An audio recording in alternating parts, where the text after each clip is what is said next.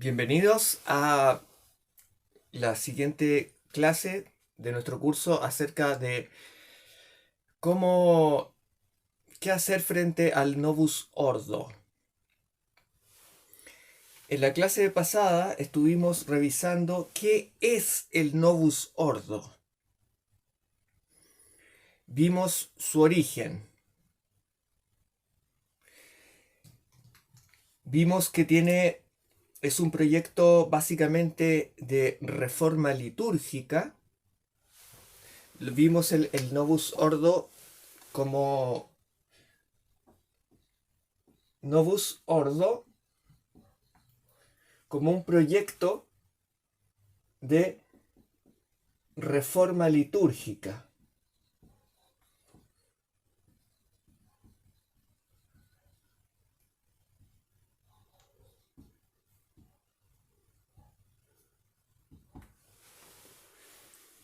El Novus Ordo como proyecto de reforma litúrgica dijimos que corre paralelamente al Concilio Vaticano II, participa en algunos puntos con él, pero lo traspasa.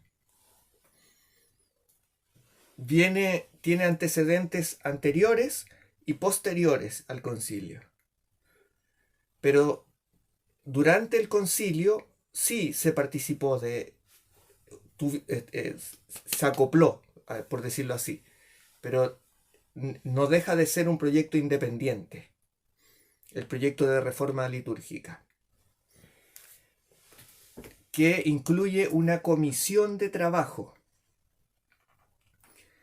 Y esa comisión de trabajo vimos que estaba encabezada por un personaje de apellido Bugnini y por pastores protestantes, lo cual es bastante extraño, es bastante irregular. Eh, para dejar ese tema un poco más redondeado, diremos que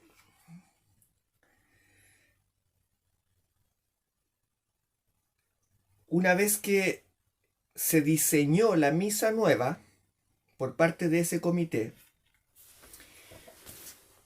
vamos a dejar en claro inmediatamente algo que yo suelo repetir siempre.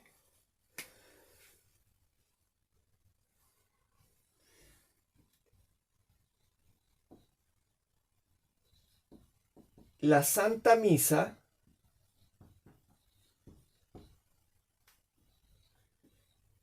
no se inventa.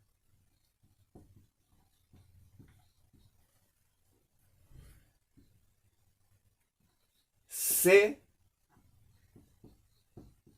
hereda. ¿Por qué? Porque la Santa Misa no la inventó ningún ser humano.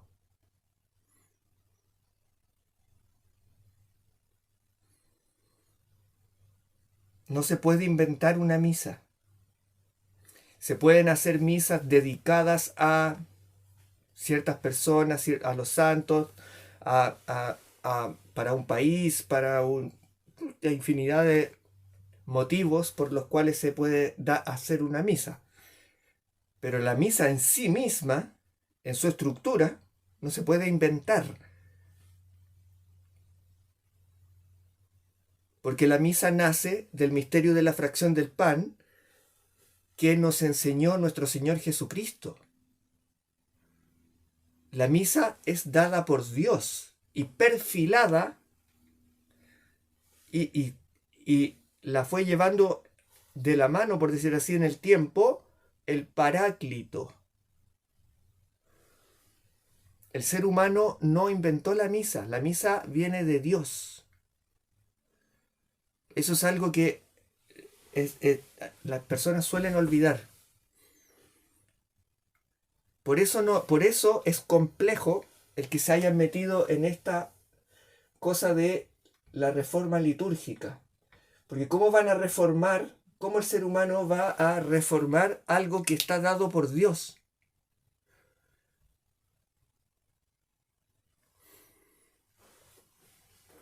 No se puede. Igual que la Santa Biblia. Es palabra de Dios, no se puede intervenir. Hay que tener, hay que ser muy, muy, muy precavido con eso. Las cosas que Dios nos ha dado no las podemos nosotros intervenir. Las podemos cuidar, las podemos mantener limpias, se hereda como una herencia, es una transmisión, se transmite, se hereda de generación en generación, se pasa por la sucesión apostólica, pero no se inventa. Así es que lo que empezó como una reforma, con la idea de reformar, porque lo que querían en un principio, antes del concilio, principios del siglo XX, los novatores, los que dijimos que venían de la nueva teología, empezaron con la idea de que la misa no se entendía, que tenía que participar más el pueblo, bla, bla, bla, todas esas ideas que son, en el fondo, están movidas por intereses políticos, en el fondo, por debajo, intereses humanos, mundanos. Porque ¿qué es eso de entender la misa? ¿Van acaso a entender el misterio de Dios? El misterio de la encarnación? ¿El misterio del sacrificio de nuestro Señor Jesucristo? No, no se puede entender. ¿Cómo Dios se hizo hombre? ¿Cómo dio la vida y cargó con los pecados de toda la humanidad? Eso no se puede entender? Podemos conocer los detalles, cómo fue, esto va así, esto va acá, esto se hizo aquí, esto se hizo acá, conocer los antecedentes, perfilarlos mejor, ir acercándonos, siempre con reverencia, siempre con fe y razón trabajando juntas. Pero eso no es una cosa humana, mundana que se pueda entender. Podemos entender cómo funciona una máquina, un automóvil. Esas cosas podemos entenderlas. Pero la Santa Misa jamás. Podemos entender que la misa tiene partes. ¿Qué ocurre en cada momento? Ese tipo de cosas podemos entenderlas. Pero el sentido general, la razón de ser, la esencia y la substancia, no la podemos entender. Por eso tenemos que ser más humildes y recibir la herencia, cuidarla y transmitirla. Como dice San Pablo, somos ánforas de barro que llevamos un tesoro. Llevamos un tesoro en ánforas de barro. Esas ánforas de barro somos nosotros, los humanos. Y el tesoro es precisamente la fe como transmisión de la revelación que se transmite. La revelación se transmite, como hemos dicho, ¿cómo? Por dos vías. Santa Biblia, Santa Tradición. Y la liturgia y la Santa Misa están del lado de la Santa Tradición. Porque nosotros los católicos, como he dicho también muchas veces antes, esa frase también es muy importante, los católicos, suelo repetirlo y siempre lo voy a repetir, los católicos nacimos con misa. Vamos a poner Santa Misa como suelo decir siempre porque es santa. Y eso nunca tiene que olvidarse tampoco. Nacimos con Santa Misa. Más aún cuando es de las manos de nuestro Señor Jesucristo directamente. Santa Misa.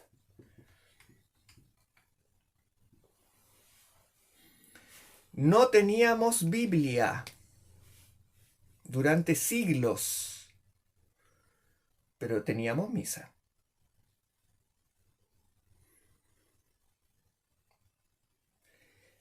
¿Desde cuándo tenemos misa? Desde el misterio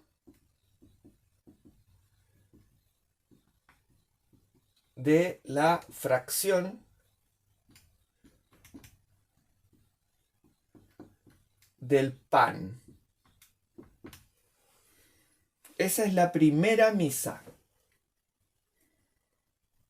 Este es el origen.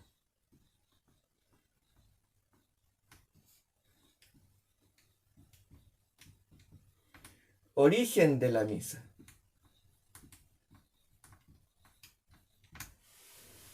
El misterio de la fracción del pan. El que le enseñó nuestro Señor Jesucristo a los apóstoles durante la última cena. Eso hay que tenerlo muy claro. La misa nace de ahí. Y esa es la primera misa celebrada. Y al enseñarles nuestro Señor Jesucristo a los apóstoles el misterio de la fracción del pan, los transforma, los convierte, les imprime carácter, como se dice, los ordena. O sea, se vuelven sacerdotes. Cristo, como sumo sacerdote, ordena a sus apóstoles como sacerdotes de la nueva alianza. Vayan anotando, por favor, porque voy a ir avanzando.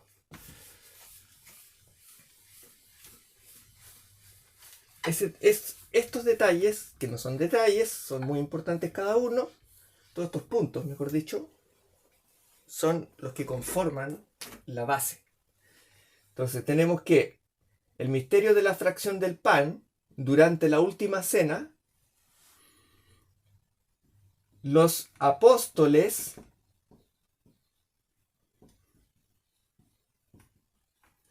son ordenados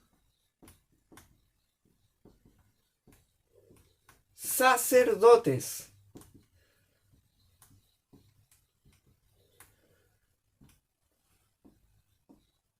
Por el sumo sacerdote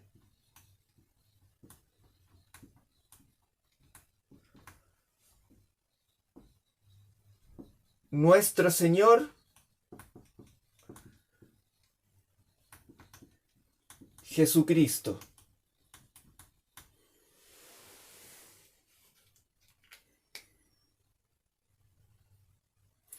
Entonces aquí el punto sería, que nos permite aclarar el tema, es ¿por qué son sacerdotes? ¿Qué es ser sacerdote? ¿Qué es sumo sacerdote? ¿En qué momento empiezan a ser sacerdotes?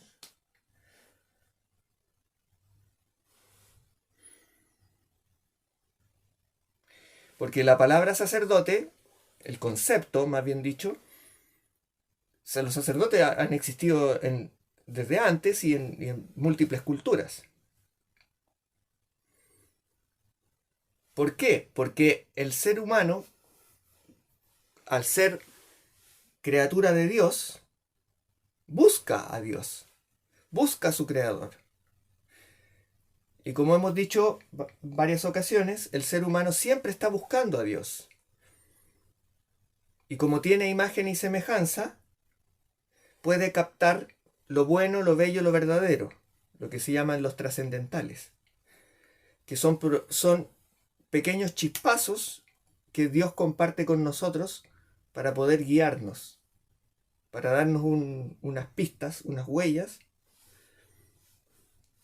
y podamos orientarnos y usar el libre albedrío, nuestra libertad, el libre arbitrio, para poder elegir lo bueno, lo bello, lo verdadero. El problema es que en esa elección el ser humano tiende a fallar. Más aún cuando no han recibido el ser humano no ha recibido la revelación. Y eso es lo que le pasa a las culturas antiguas, o los paganos, o los orientales, por ejemplo, o las tribus prehispánicas.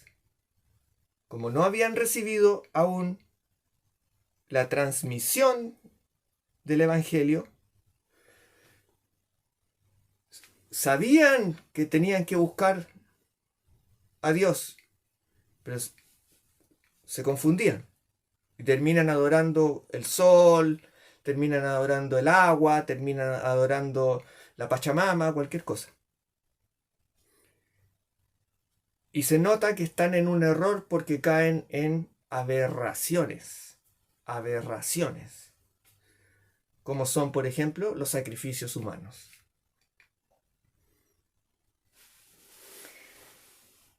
O como los budistas, que no tienen ni siquiera Dios. No creen ni siquiera que haya un Dios. Los budistas simplemente ellos sí están conscientes de que tienen un alma, pero ellos buscan por todos los medios de que el alma se deshaga, desaparezca y se funda en una nada. Son nihilistas en ese sentido. Y eso le llaman nirvana, a ese punto de disolución.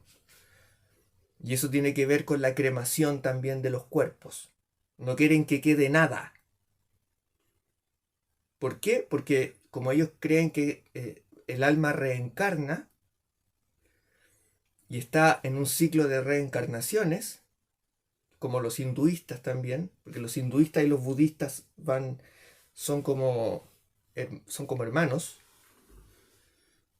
creen que el alma está en un constante proceso de reencarnaciones y que conforme se comporta, si sus comportamientos son más animalescos o más espirituales, el alma puede subir o bajar de nivel. Entonces, el alma humana puede encarnar en un animal si es muy se deja llevar por sus bajas pasiones, o puede mantenerse siendo ser humano en la siguiente vida. Y el gran premio, por eso eh, por ejemplo, los gurús y todas esas cosas que tienen los hinduistas y los budistas, practican la meditación trascendental que es anularse, sentarse, respirar, respirar y solo respirar y dejar la mente en blanco. No están rezando, ocupan mantras, palabras repetitivas, pero es para borrar la mente. No es para adorar a Dios, es para borrar la mente, porque ellos quieren anularse. Y supuestamente, según su creencia, esos ejercicios de anulación, de apagar el alma, apagar la mente, iría perfeccionando su proceso de disolución. Entonces ellos piden que al momento de fallecer, sus cuerpos sean quemados para que no quede nada. Y para ellos eso es lo gratificante, eso es el sentido de su existencia. ¿Qué tiene que ver eso con Dios? Nada. Así que no vengan con que todas las religiones llevan al mismo Dios y todas esas cosas. Y los hinduistas, ¿para qué decir? Tienen cientos de miles de ídolos, de falsos dioses. Cientos de miles. Imagínense, en la India hay miles de millones de personas que viven ahí. Miles de millones. Y hay prácticamente dioses en cada pueblo. Varios. Tienen infinidades de dioses en cada pueblo. Entonces tiene una cosa impresionante. Y ellos no tienen ningún problema en reconocer que son demonios. ¿De qué están hablando entonces cuando hablan de que todas las religiones llevan al mismo Dios? Ah, eso es una farsa. Bueno, volvamos a nuestro tema. El tema del sacerdocio implica lo siguiente. El sacerdote, recuerden ir apuntando, el sacerdote está directamente relacionado de esta manera.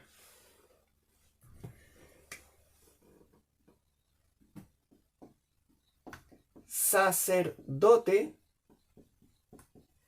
está en una relación sí, solo sí, este es un símbolo matemático, sacrificio.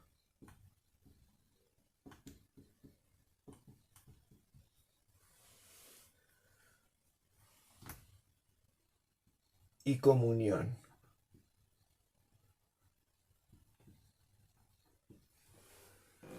El sacerdote es el que hace los sacrificios, que permiten la comunión de Dios con su pueblo.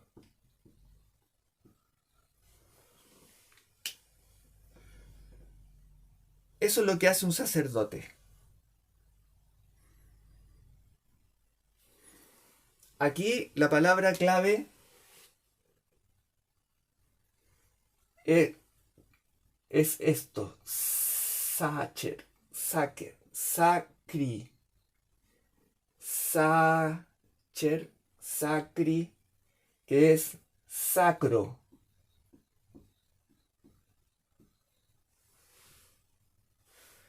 Y sacro significa sagrado.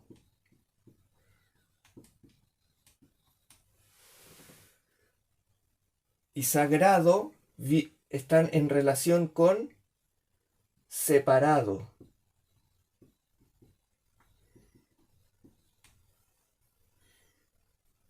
De hecho, sagrado por eso se parece a la palabra, entre comillas, segregado.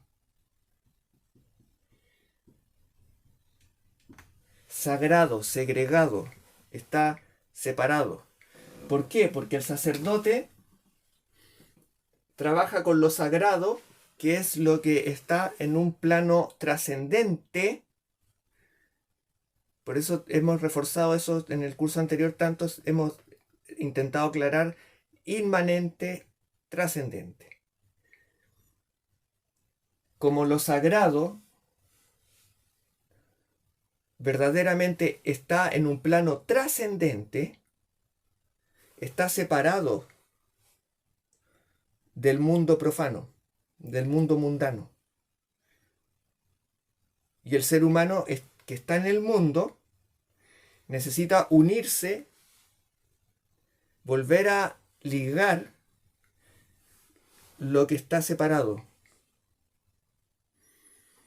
Entonces ahí viene el concepto de religar.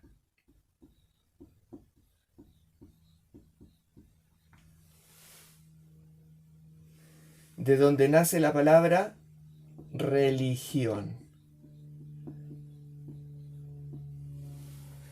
Entonces la religión es religar lo sagrado, lo que está separado. Cuando la humanidad cayó en el pecado, se separó. Porque al principio Dios paseaba con Adán en las tardes por el Edén y conversaban. No había separación. Pero Dios, después de que pecaron, los separa y los manda afuera. Los manda al mundo mundano. Y se genera esa división. Y esa división necesita estar constantemente, estar no alejarse, no alejarse, sino que estar tratando constantemente de acercarse a aquello que es el origen, o sea, Dios.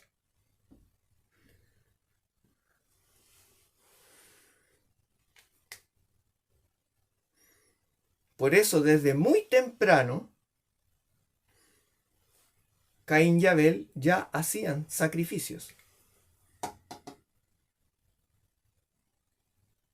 ¿Eran sacerdotes? Eso es una forma de sacerdocio.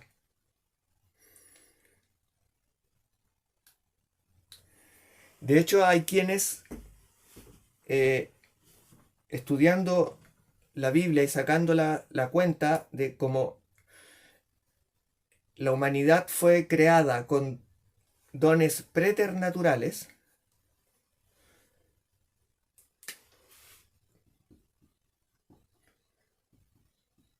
preternaturales,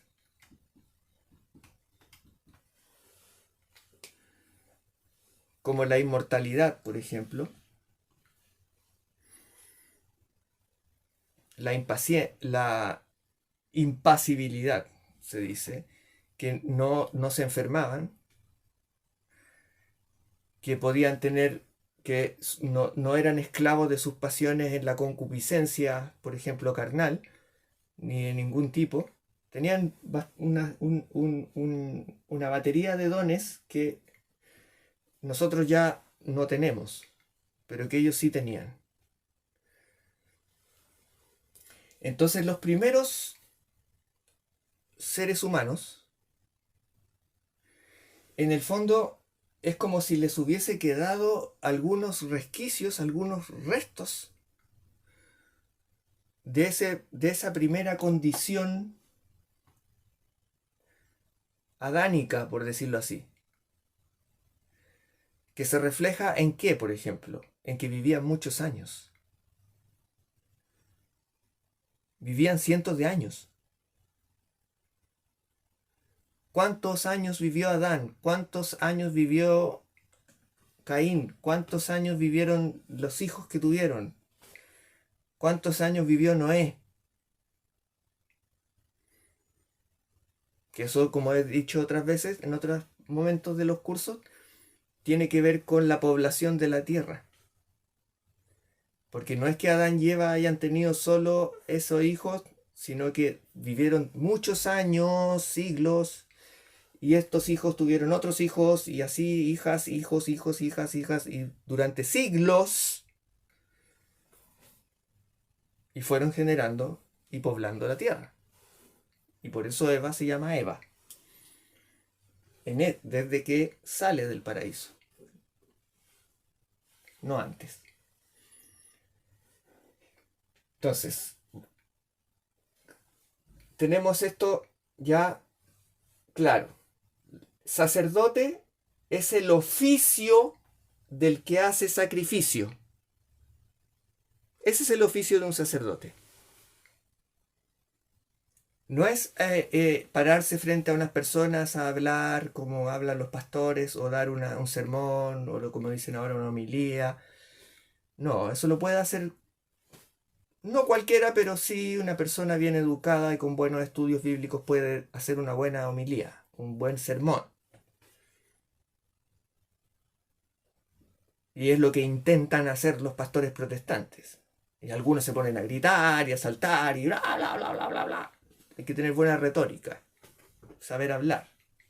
Bueno, eso lo puede hacer un sacerdote, pero eso no es lo que lo define.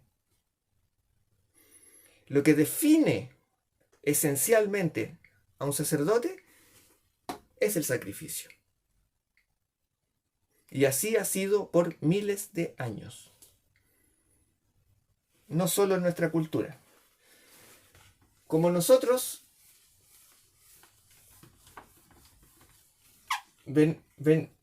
venimos de la línea abrahámica, por decirlo así,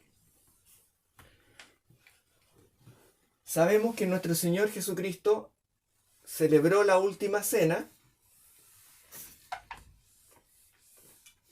porque los judíos ya practicaban la Pascua.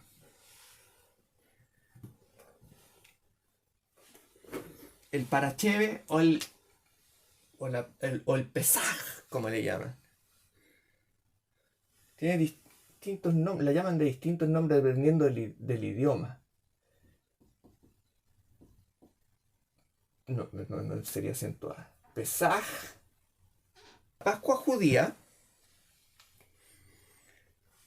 que sabemos que proviene de la celebración anual cada 15 de Nisan, que el Nisan es el mes del calendario judío, que eso lo enseñamos en el curso de año litúrgico, uso del misal y año litúrgico, para quien le interese ese tema.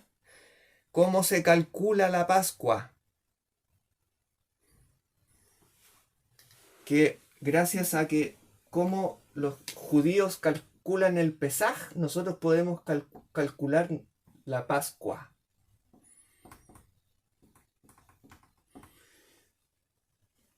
Que para nosotros tiene que ver con la pasión de Cristo. Con la pasión que incluye obviamente el Vía Crucis, la crucifixión y la resurrección, el vencer a la muerte. Lo más importante ahí es todo importante, pero el punto clímax es la Santa Cruz, la crucifixión. Porque nosotros, como católicos, proclamamos al crucificado. Las iglesias católicas, los templos católicos tienen que tener un crucifijo. Eso también lo he repetido bastantes veces. La iglesia católica tiene elementos que son básicos que la distinguen para que sea católica. Que son, por ejemplo, si uno entra, esto es lo más básico que uno puede captar al entrar y saber, esto es una iglesia católica. Las bancas tienen que estar puestas así. ¿Por qué? Porque somos iglesia militante, peregrina. Entonces vamos en formación.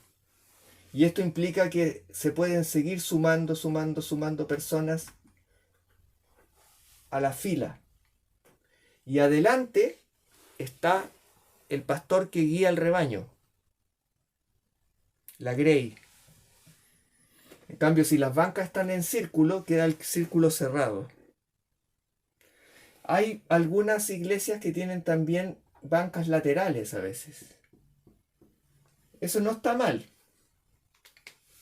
Lo importante es que las centrales estén así. Porque eso indica que estamos en la iglesia militante peregrina.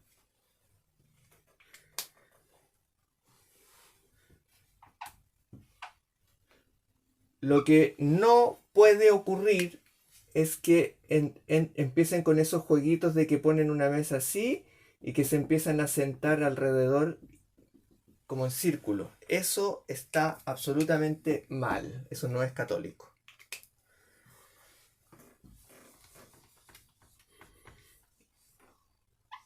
Eso es pagano. Una iglesia católica normalmente se ve así y el punto central es el altar con el sagrario, que normalmente tiene JHS, y aquí un gran crucifijo. Cristo crucificado.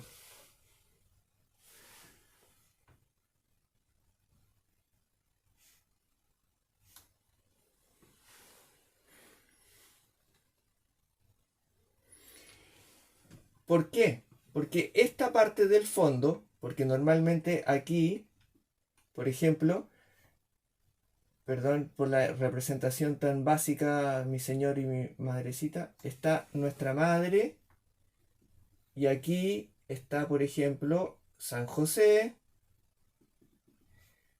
a veces con el niño Dios, o los santos, o ahí. ¿Por qué? Porque esta zona, que es donde aquí está el comulgatorio,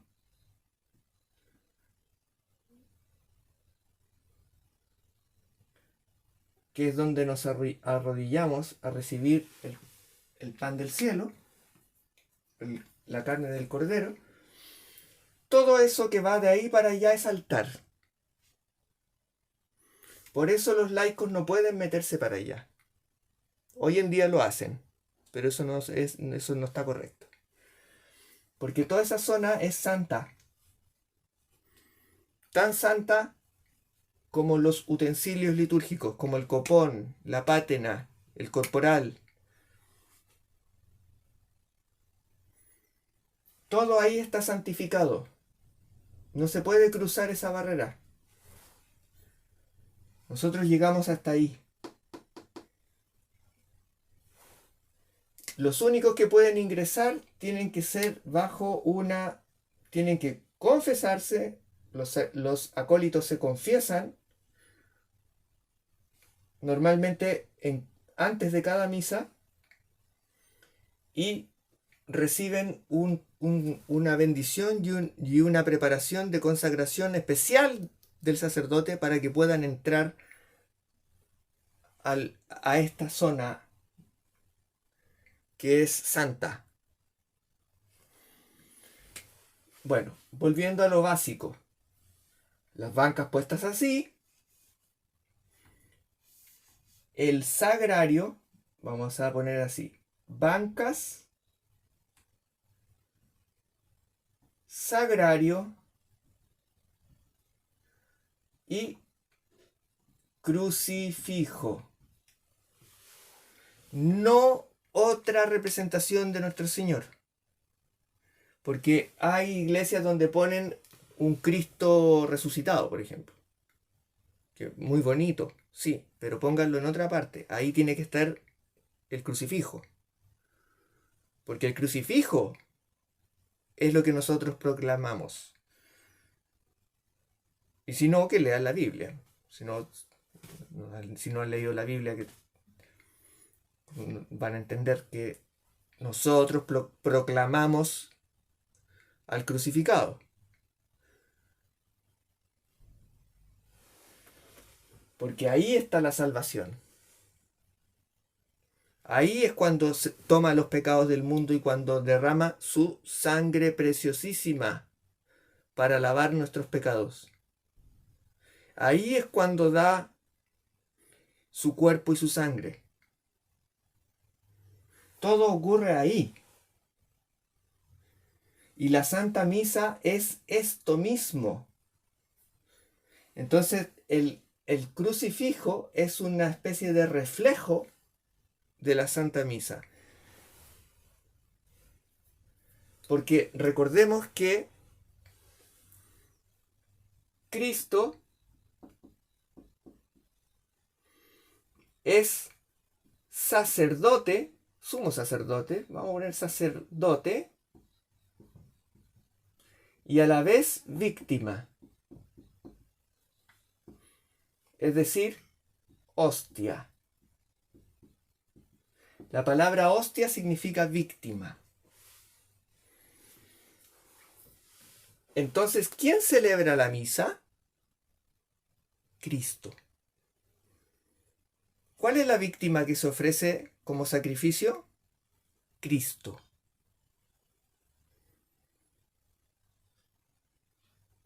El sacerdote solo actúa in persona, perdón, eso va separado, in persona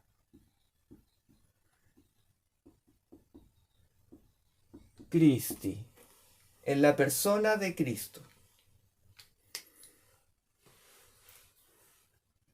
está imbuido, está embestido de Cristo. Sus manos están consagradas. Él está enteramente consagrado a Cristo. Deja de ser él. Y es Cristo el que está operando.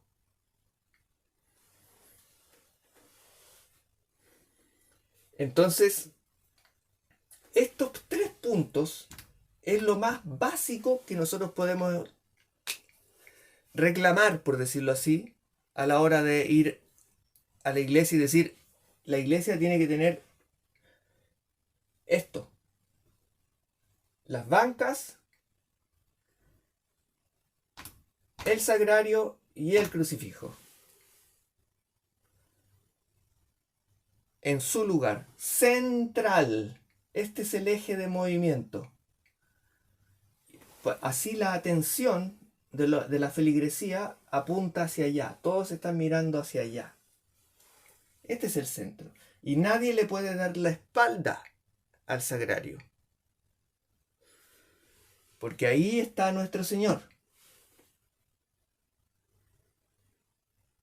En presencia real.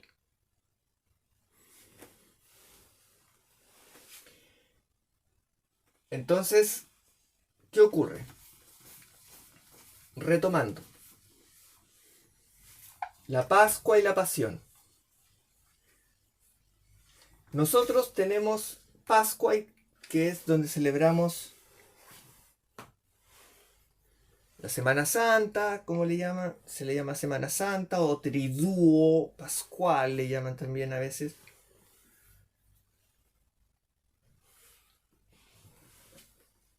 La Pascua viene de los judíos como celebración de cuando ellos cruzaron el Mar Rojo y fueron liberados de Egipto.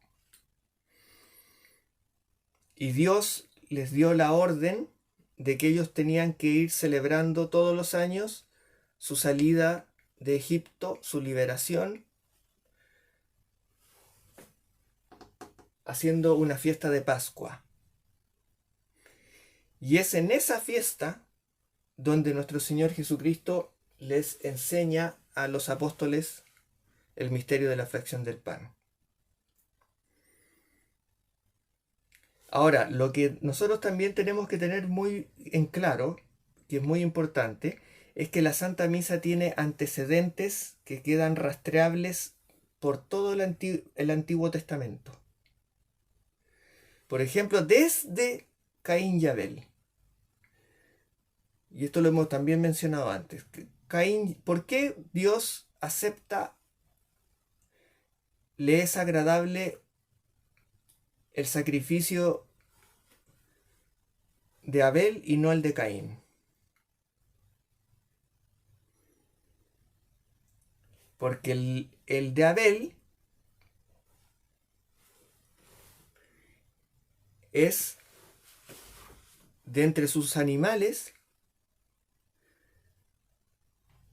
Él toma un primogénito, que puede ser un cordero o una oveja, pero que tiene que ser el perfecto, el mejor que tenga. El mejor. Que tenga, como he dicho otras veces, que se nota que es el mejor de la camada. Ese se ofrece. Y eso, con los cantos y alabanzas respectivas, sube el suave aroma hasta Dios, quien lo recibe con agrado y devuelve un bienestar, algunos dones a la persona que le está ofreciendo lo mejor que tiene. Entonces, al ser un cordero normalmente, ya empieza a ser reflejo o una premonición de lo que va a ocurrir en la plenitud de los tiempos, que el Cordero de Dios va a tomar los pecados del mundo sobre sí y será sacrificado.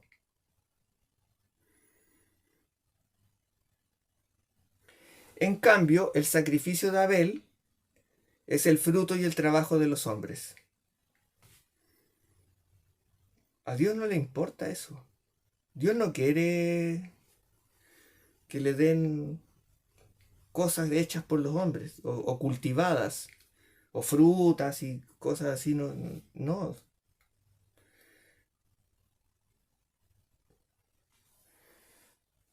Lo que le llama la atención, por decirlo de una forma, a Dios del sacrificio de Abel es que se parece más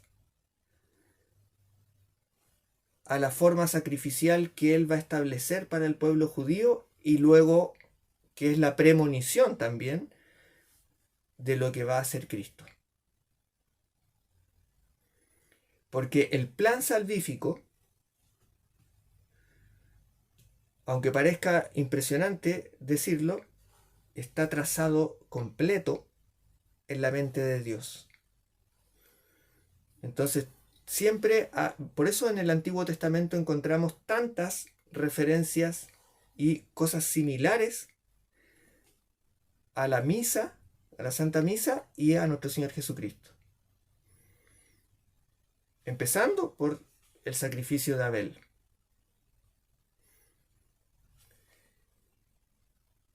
Y que como a cualquier católico de los primeros tiempos, fue martirizado por su amor a Dios.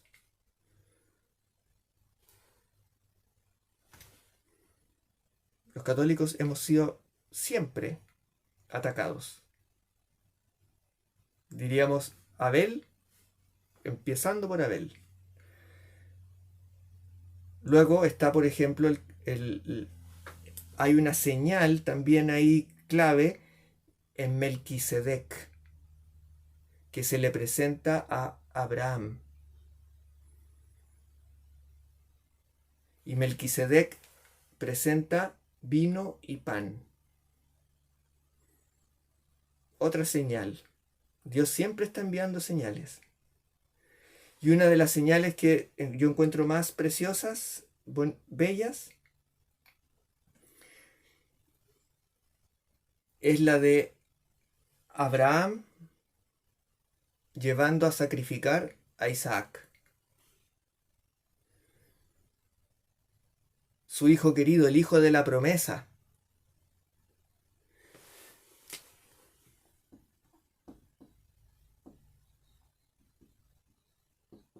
Ay, perdón.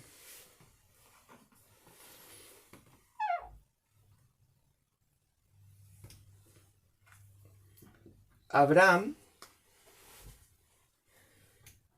sabemos que tuvo dos hijos. Uno es el hijo de la esclava y el otro es el hijo de la promesa. El hijo de la esclava es Ismael. El hijo de la promesa es Isaac. El hijo de la esclava nace de la falta de fe, nace de una idea de cabecita de hombre,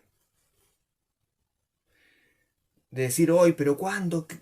Y no no respetan el espera en Dios, espera en Dios. Como dice después el rey David en los Salmos. Y bueno, en toda la Biblia está lleno, espera en Dios, espera en Dios. Y en la Santa Misa de siempre también, espera en Dios, espera en Dios. Hay que esperar, hay que saber esperar. Esperar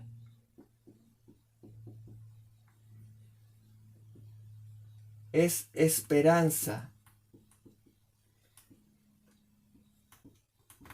Y esto es fe. Por eso no podemos caer en desesperación. La desesperación es una ofensa a Dios. Aquel que se desespera es porque no cree que Dios va a actuar.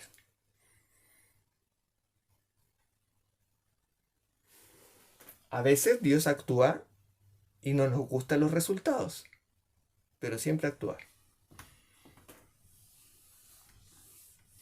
hay que esperar, hay que saber esperar.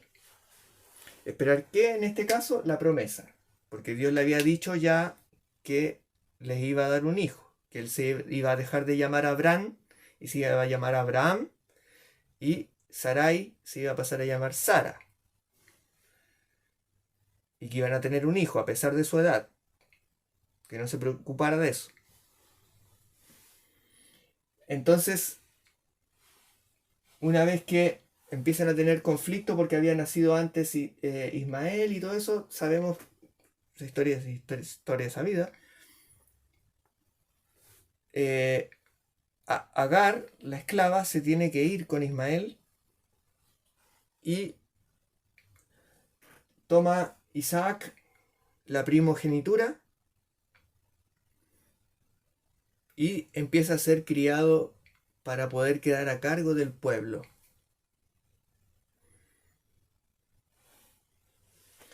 Entonces, él es el hijo de la promesa.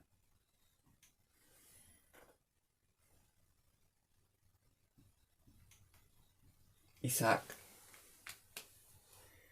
Entonces, cuando Dios le pide a Abraham que sacrifique a su hijo, ocurre una situación que es, atención, el padre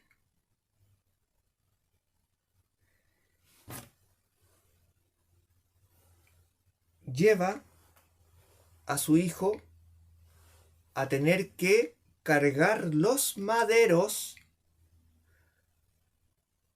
con los cuales será sacrificado y subir el monte. Oh. Padre, hijo, maderos, monte, sacrificio.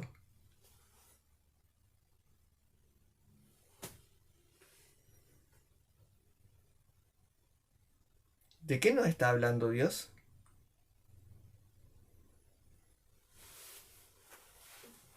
Nos está diciendo lo que va a venir. Otra señal muy bella que hay, que también se las comenté una vez, es cuando los judíos están prisioneros en Egipto y Moisés está tratando de convencer al faraón ya y les tira las plagas y todas esas cosas. Y viene la última, la del ángel exterminador. ¿Qué es lo que ocurre en ese momento? Que Dios manda decir que tienen que hacer una comida, sacrificar un cordero, sacrificio del cordero.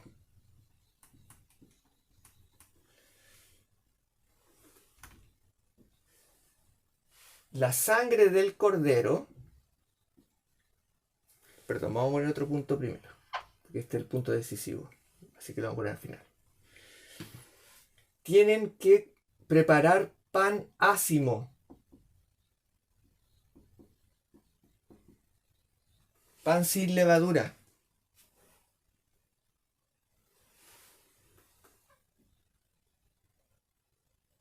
Ahí está el pan.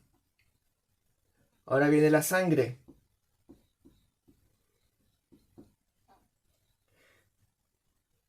La sangre del cordero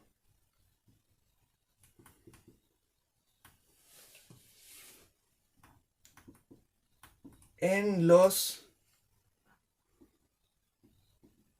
maderos de la puerta.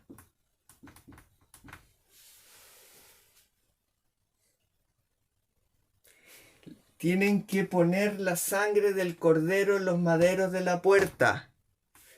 Y eso es salvación.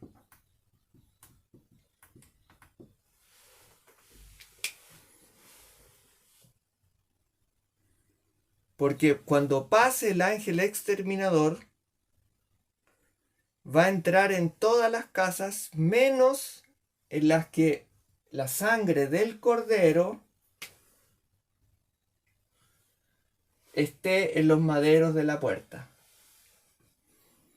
¿Y qué quiere decir eso?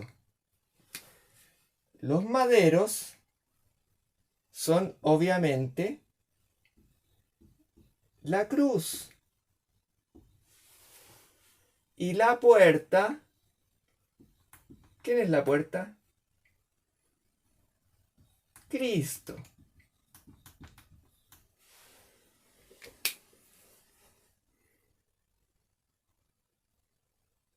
Así nos habla Dios.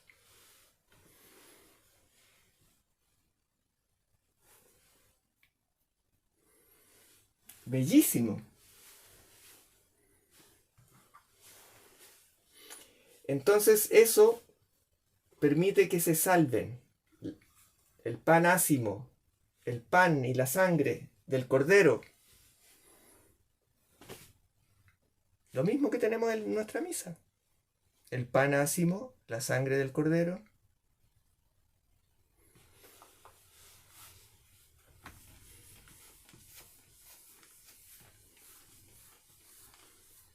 La profundidad de la misa de siempre, de nuestra misa original, es impresionante. Por eso les decía al principio, nosotros no podemos entender todo. Solo podemos tomar algunos elementos. Entonces, ¿qué ocurre? Cuando nuestro Señor Jesucristo estaba celebrando con los apóstoles la pasión, estaba celebrando la Pascua justo antes de la pasión, que nosotros la celebramos así. Voy a poner esto aquí porque esto va a anticiparse mucho. Estamos en el Pesaj judío.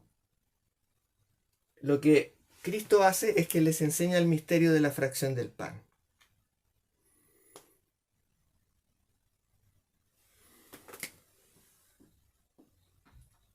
El pan,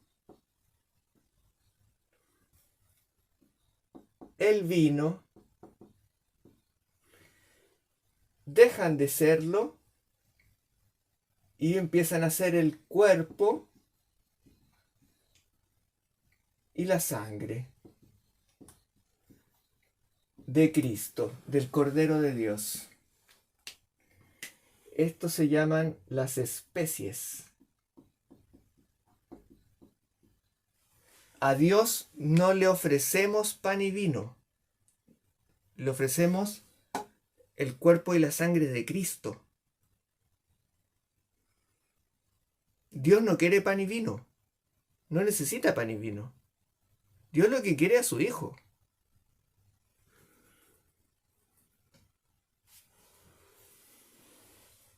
Y eso hay que tenerlo claro. Por eso nuestro Señor toma el pan y dice, este es mi cuerpo. Este es mi cuerpo. Y como ya había dicho muchas veces, San Juan 6, lean por favor, para que esto les quede bien claro. San Juan 6.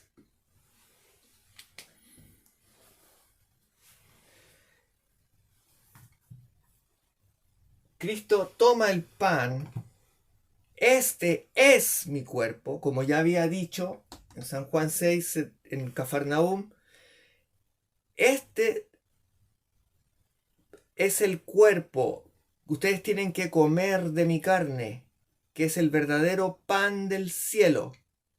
No como sus padres que comieron el maná y murieron. Porque es mi carne el pan del cielo que les va a dar vida eterna. Que es verdadero alimento que se mastica. Que es verdadero alimento que se come. Y mi sangre, que es verdadera bebida que se bebe. reforzando que no es un símbolo, como dicen los protestantes. No está hablando de manera simbólica. Está diciendo que verdaderamente ahí está su cuerpo y su sangre.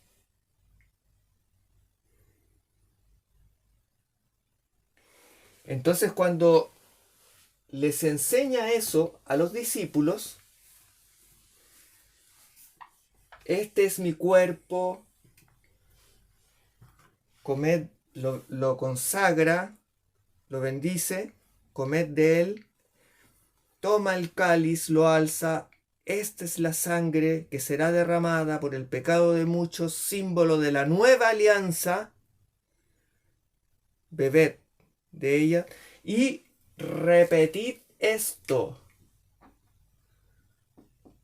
Esto es muy importante. Repetid esto.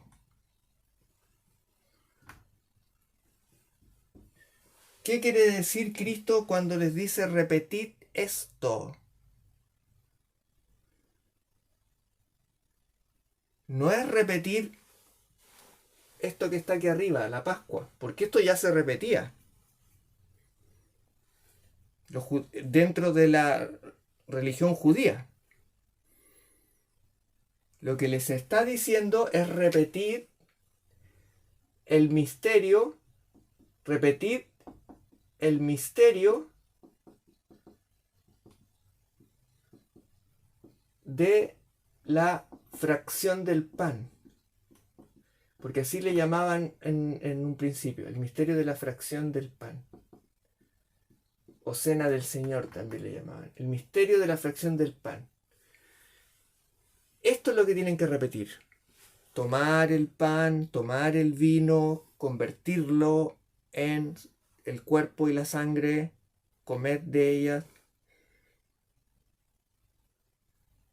Eso es lo que tienen que repetir y hacerlo y seguir haciéndolo hasta el día postrero, hasta que Él vuelva. Entonces, el misterio de la fracción del pan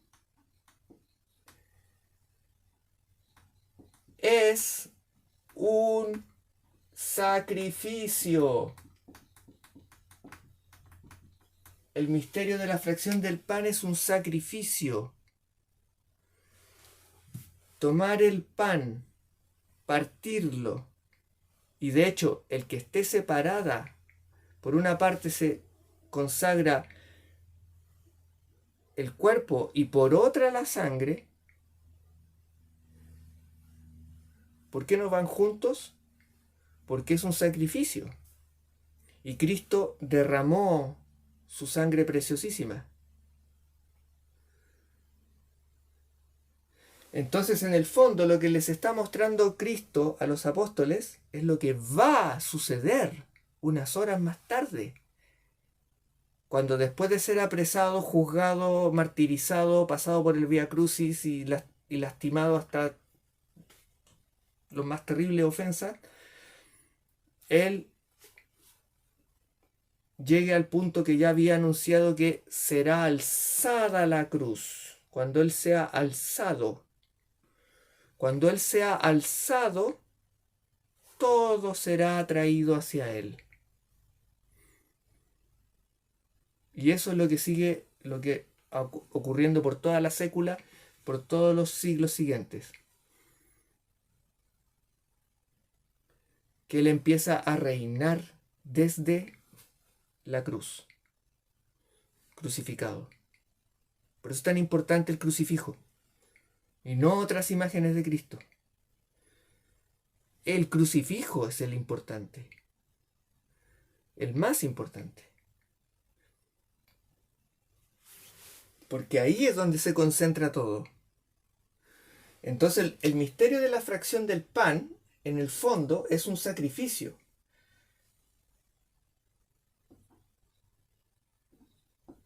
Del Cordero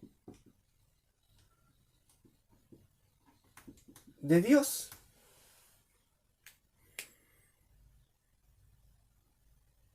Porque el Cordero de Dios es el que toma los pecados y permite la expiación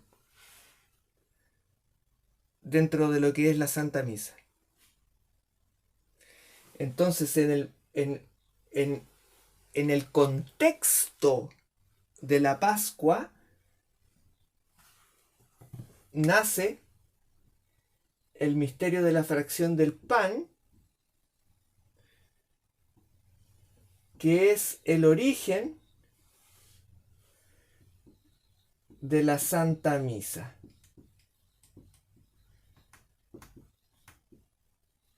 Que ya estaba anunciada desde hace miles de años por el Antiguo Testamento, venía siendo...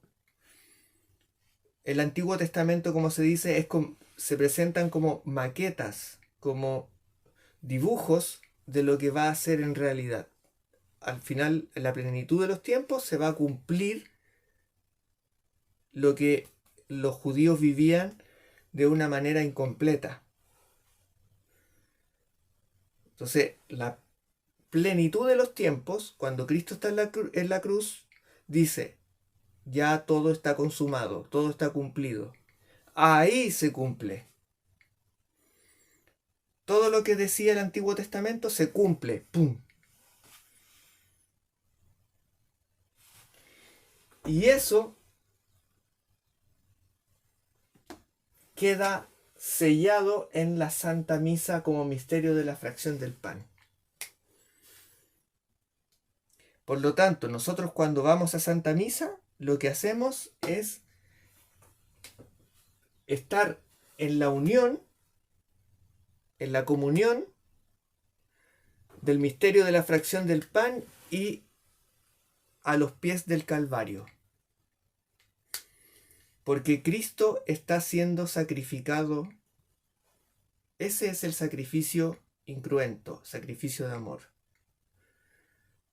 que nos permite a nosotros, gracias a la misericordia de Dios, poder comer del Cordero de Dios, que es el pan del cielo.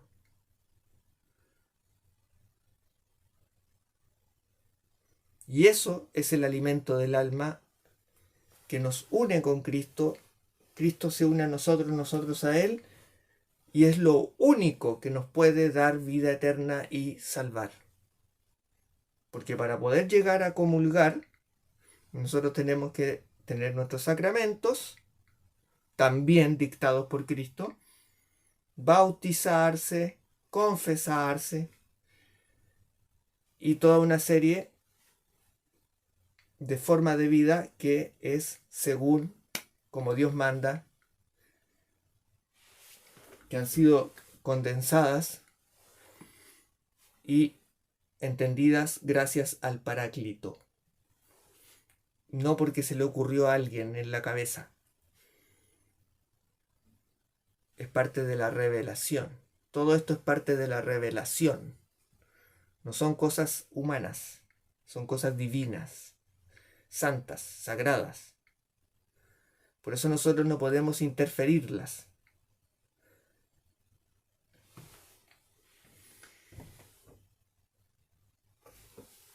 Entonces, pasa que si nosotros entendemos que la Santa Misa es un sacrificio, y no es cualquier sacrificio, sino que es el sacrificio del Cordero de Dios, y que nosotros cuando vamos a misa estamos al pie del Calvario y vamos a comer la carne del Cordero, cuerpo sacramentado de nuestro Señor Jesucristo en presencia real,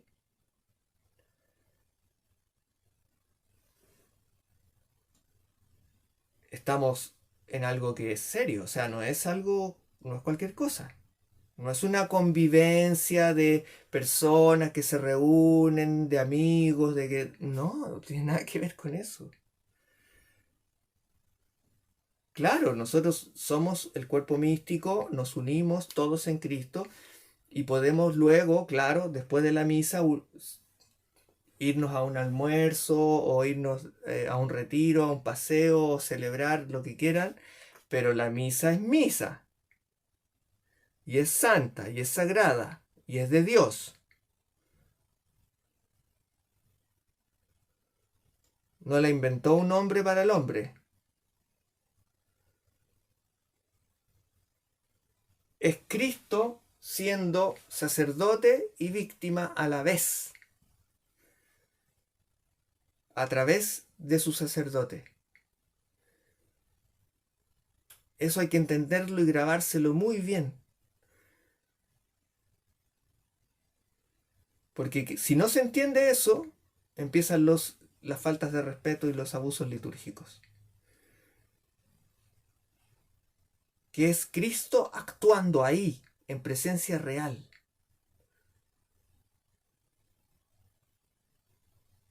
Porque lo que ocurrió con el tema del novus sordo y la reforma litúrgica es falta de fe en la presencia real.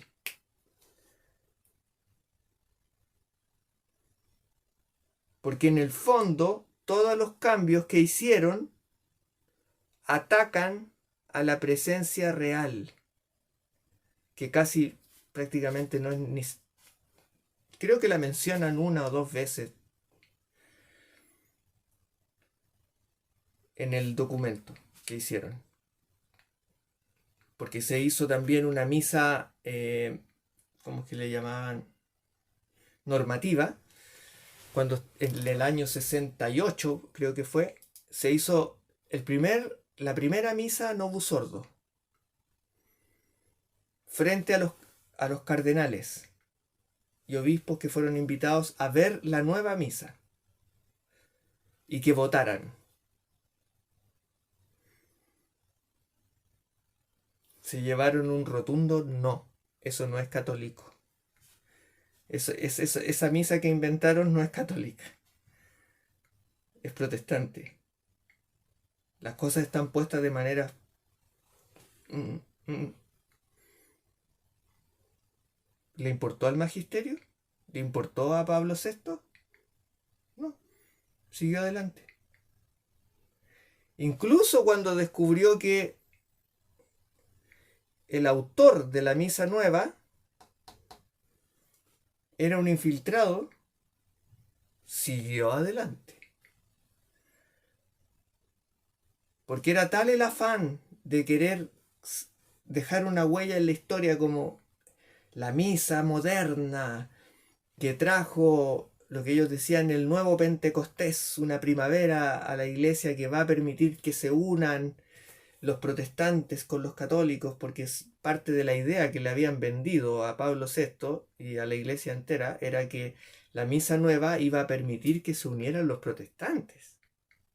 Entonces había, como dice el mismo Aníbal Ebunini en su biografía, había que quitar la piedra de tropiezo.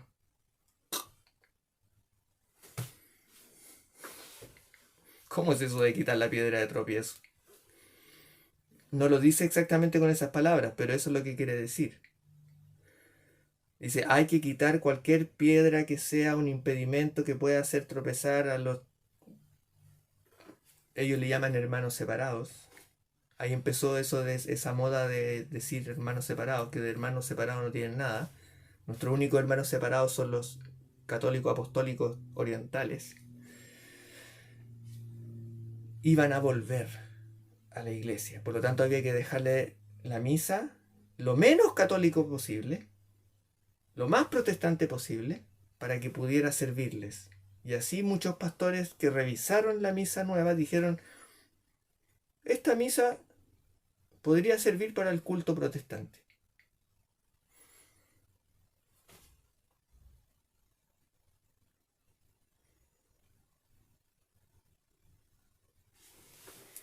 Hay muchos puntos ahí que revisar.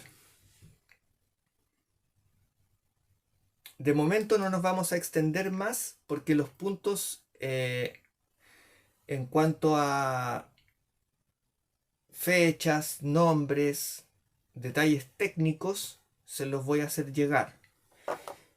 También la bibliografía. Por ejemplo, este libro es fundamental. el del cardenal Ottaviani y el cardenal Bacci, que es cortito, es porque en el fondo es un informe que le envían a Pablo VI después de ver el resultado de la misa normativa. La misa normativa es cuando, eso que les decía, que invitaron a los cardenales a observar cómo iba a ser la misa de ahí en adelante. Y la mayoría votó que no querían esa misa. Pero era tal el nivel de manipulación que tenía Bunini, porque él empezó a trepar, a trepar, a trepar, a trepar en el poder, al punto que se empezó a adjudicar cargos. Ya no era solo el director del comité, era el secretario, era esto, tenía un montón de funciones. Entonces la comunicación entre los cardenales y el Papa estaba mediada por Bunini. Entonces cuando tenía que llevar un mensaje del Papa a los cardenales, él lo tergiversaba y les decía a los cardenales otra cosa. Y cuando los cardenales tenían que darle un mensaje al Papa, lo transformaba y les decía otra cosa. Y los medios de comunicación efervescían en que todo va a ser nuevo y, y, y la iglesia se va a modernizar y bla, bla, bla, bla, bla, bla. Entonces no había cómo parar esa bola de nieve, efecto bola de nieve, como se dice, que era una cosa imparable.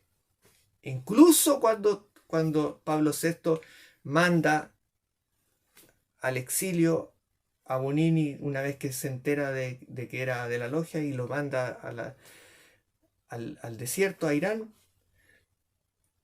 y cuando empieza a reconocer que, y dice, el humo del maligno se ha metido por las grietas de la iglesia y ahora está en el templo, y empieza a darse cuenta de que la iglesia, después de que empezaron los cambios, cuando en 1970 se instaura, se impone el Novus Ordo, la misa nueva, empieza la iglesia inmediatamente a caer.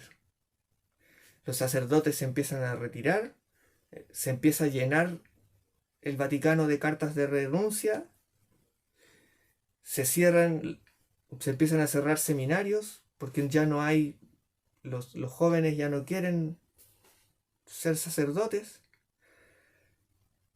Los fieles se van, porque esa misa no es católica. Y esa es la iglesia que nosotros heredamos, una iglesia decadente. Que tiene que estar constantemente inventando cosas de cabecita de hombre, como son los movimientos, y tratando de agarrar cosas de los protestantes, copiándole a los protestantes, porque muchos católicos se fueron con los protestantes, entonces creen que los protestantes tienen una ventaja que hay que copiarles, y les copian la música, les copian los movimientos, como el movimiento carismático, les copian montones de cosas, creyendo que copiándole a los protestantes van a atraer público, como si fuera de eso se tratara. Como de un show que hay que traer público. Una cosa totalmente indigna. Bueno, la iglesia en crisis es la que comienza desde la imposición en 1970 de el Novus Ordo. Entonces, los detalles técnicos y la bibliografía se las voy a enviar. Este es el panorama general dentro del cual nos estamos moviendo, que hay que conocerlo y tienen que revisar la bibliografía, y les voy a enviar sobre todo puntos específicos, porque eso les va a permitir a ustedes lo que vamos a desarrollar después, que es formas de dialogar con personas que están en el Novus Ordo para poder ayudarles. Porque así como Cristo dijo, cuando tuve frío me abrigaste, cuando tuve hambre me diste de comer, cuando fui prisionero me visitaste. Todas esas cosas tienen que ver también con esto. Si nosotros, gracias a Dios, hemos llegado a la misa de siempre y nos hemos enterado de esta farsa que sigue hasta el día de hoy, tenemos que ayudar a nuestros hermanos, que son ovejas de Dios, de su redil. Pero hay que ser muy cuidadosos, porque es un tema muy delicado. Yo aquí se los explico abiertamente, porque ustedes ya tienen un poco ya más de avance y están más enterados. Pero hay personas que no tienen idea de que esto es así. Porque hubo tanta propaganda en contra de quienes decían, avisaban y alertaban, decían, cuidado, eso no es católico, cuidado, eso no es católico. Decían, no, esta gente retrógrada que quiere vivir en el pasado y no quiere modernizarse. La iglesia se estaba cayendo por el barranco, pero no importa. Ellos decían que tenía que modernizarse. Y como le he dicho muchas veces, claro, la modernidad tiene que ver con los computadores, tiene que ver con el automóvil, el avión, con esas cosas, pero no con la doctrina, no con lo que nuestro Señor Jesucristo nos enseñó. Eso no se cambia. Ese es el fundamento de la fe, la revelación. Y la Santa Misa es parte de nuestra herencia. Tenemos que transmitirla. La misa de siempre, por supuesto, tenemos que transmitirla.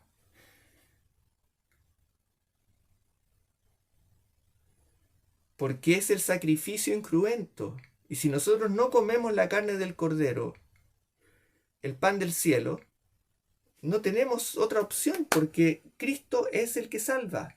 Y no salva de la boca para afuera, como dicen los protestantes, como decir, yo reconozco que Cristo es mi Salvador, y punto, se acabó. No.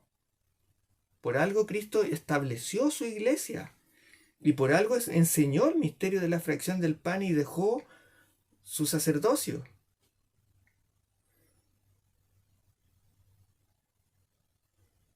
Eso es fundamental entenderlo.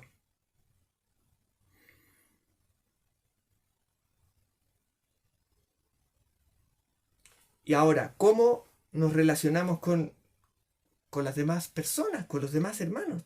Con ovejas que pertenecen al redil, pero que están todavía prisioneras de toda esa farsa.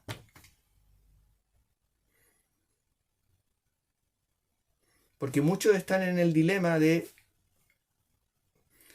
que no tienen misa de siempre dentro de sus proximidades o les queda muy lejos. Todos esos puntos vamos a ir revisando. Esto de momento, hermanos. Un abrazo en Cristo con María y nuestro Señor. Que Dios les bendiga.